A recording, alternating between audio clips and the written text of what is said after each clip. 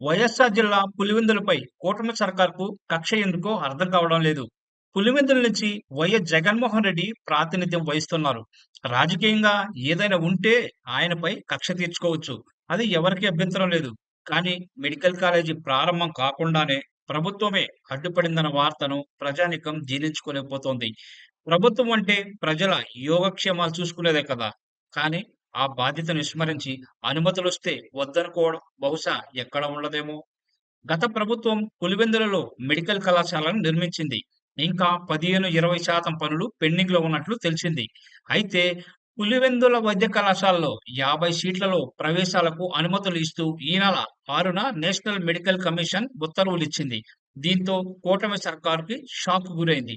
అనుమతులు రాకపోతే ప్రభుత్వం ఆందోళన చెందడం చూశాం.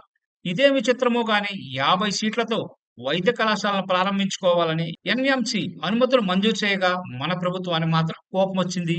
విద్యార్థులకు తగిన వసతులు కల్పించలేమంటూ ఎన్‌ఎంసీకి ప్రభుత్వం లేఖ రాశారనే సంగతి వెలుగు చూసింది. ఇదంతా ప్రభుత్వం ఎందుకు చేస్తున్నదంటే వైద్య కళాశాలను ప్రైవేట్ పరం చేసి వైద్య సీట్లను అమ్ముకోవడం కోసమే అని ప్రజలు అనుమానిస్తున్నారు. ఇదే నిజమైతే మాత్రం ఇంతకంటే దుర్మార్గం మరొకటి ఉండదు.